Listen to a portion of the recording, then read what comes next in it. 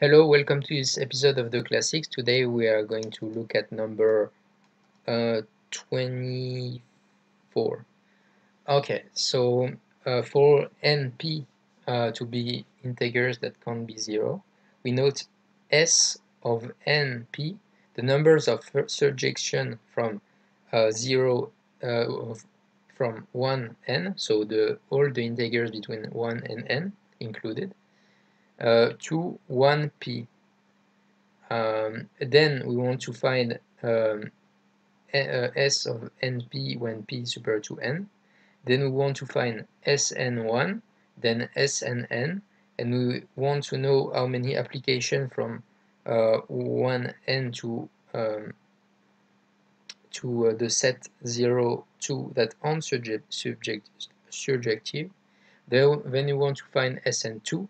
Then we want to prove that Sn3 equals the thing we said here.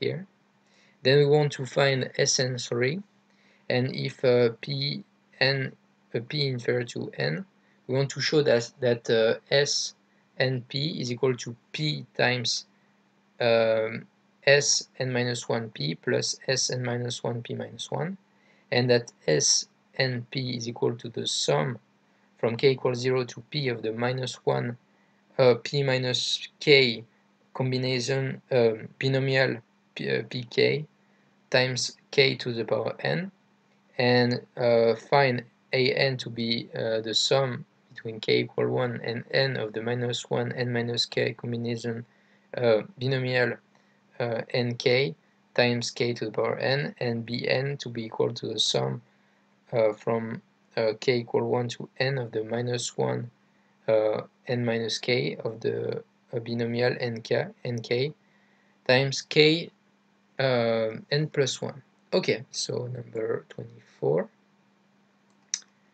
Okay, so if F is a surjection from a finite set A to a finite set B, the cardinal of A must be superior or equal to the cardinal B, because if it's a surjection and that the space which it goes is actually smaller, then it's not possible, because you will not have the definition of surjection. So when P is superior to n, then Snp is 0, because you can't have this as a possibility.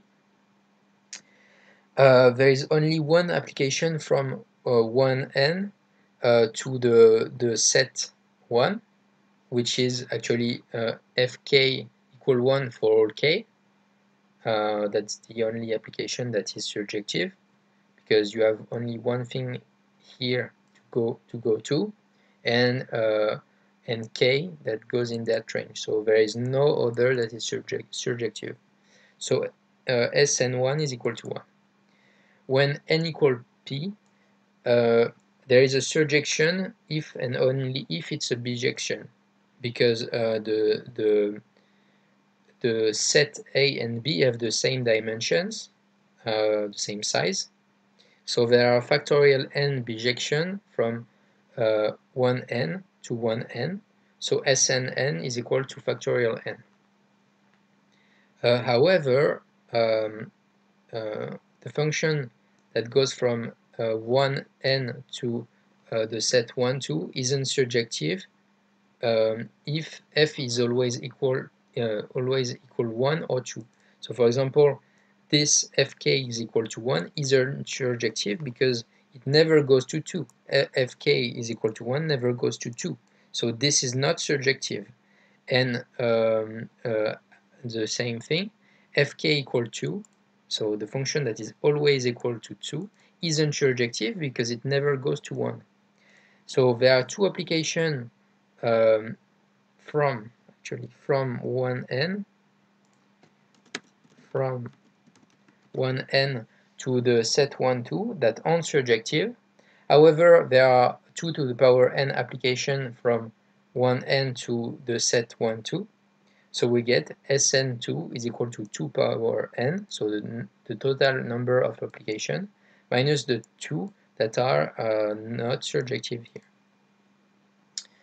So there are 3 to the power n applications from 1n to the set 1, 2, 3.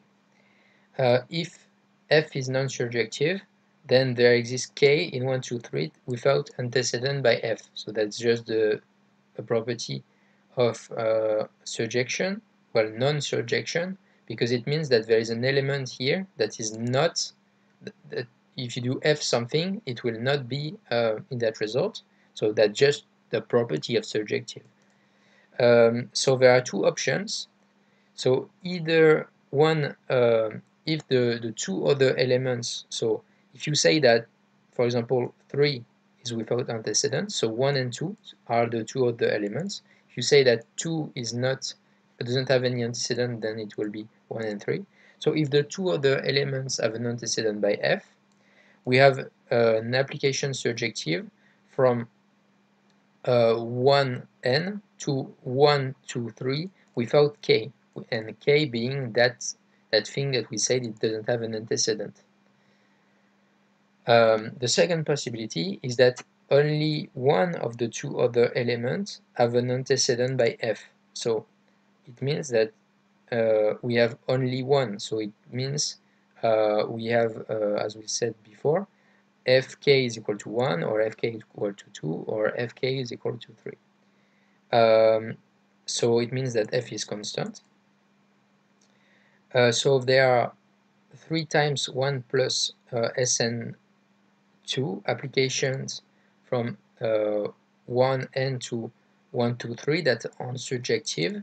So we have 3 from the fact that it's constant, so 3 times 1, and 3 times Sn2 that comes from this part, actually. Therefore, Sn3 is equal to 3 to the power n minus 3 to the power minus 3 times Sn2. So we expand that and we get this. So we take k in range 1n. So notice that there is only one surjection from 1n to 1p that realize surjection from 1n without k to 1p. So a surjection from 1n to 1p, so it's a surjection. So its restriction to 1n without k be a surjection no matter the value k. So it means that no matter the value that you do, it will still be a surjection no matter what you remove of that set. So there are p elements in k in range 1p. So there are p possibilities times this. So we have p times s of n minus 1 p of such surjections. The other possibility is that a surjection from 1n to 1p, so its restriction isn't surjective. So we must consider the value k as its missing value, because if you remove k, it's still a surjection, so you can use the previous rank. And if it's not a surjection, then we must consider the k value. So there are p possibilities of choosing the missing value f of k. So the value that is associated by the thing you just removed from the space A, because it's from A to B, and you remove k from A, while before we removed k from B. So so there are p possibilities of choosing the missing value fk, and Sn minus 1 p minus 1 surjection from 1n without the element k to 1p without the element f of k. So there are p s minus 1 p minus 1 possibilities by just multiplying. So there are p possibilities of choosing that value, and the numbers of surjection is just the previous rank. It's fairly logic, because you have n minus 1 comes the fact that you remove one element, and the p minus 1 comes from the fact that you remove the element from A as well. Well, from actually B. Well, hold on. From when it was here, it was from the space of start, so it was A, sorry. And here in the K, we remove from the space A as well, but f of K is removed from B. So we get this amount of possibilities. So the numbers of surjection from 1n to 1p is ps minus 1p, so from this case, plus p of s, p times s n minus 1 p minus 1 from this possibility. So there are s and p is equal to p s n minus 1 p plus p times s n minus 1 p minus 1.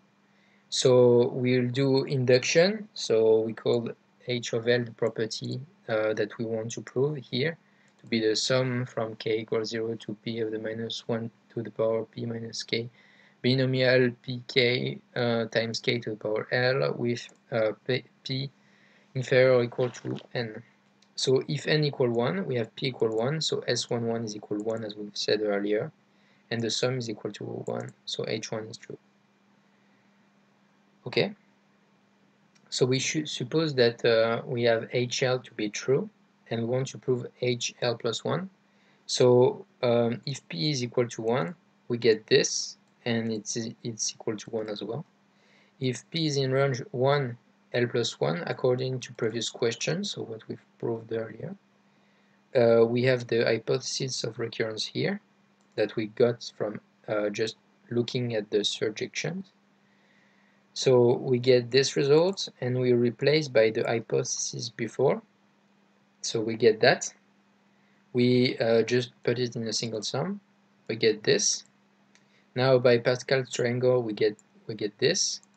So we can replace it in here. So there is the P here, that is the P here, and the K that appears here. So the K to the power L will become K to the power L plus 1. So therefore we get this, and that implies that HL plus 1 is true. So by induction, HL is always true. So we get this formula. By previous question, AN, so it's equal to SNN, and it's equal to factorial n as we've said earlier. And Bn is equal to Sn plus 1 n. And I'm not going to do the proof here, but it's just regular algebra. It's equal to n divided by 2 times factorial n plus 1. You can get it pretty fairly by just looking at what we've said earlier. Or also you can use the induction, the property here, this one or this one as well. So yeah, you can pretty much find it on your own. So yeah, that's it for this exercise. Thanks for watching, and if you have any questions, feel free to ask them in the comments. Bye.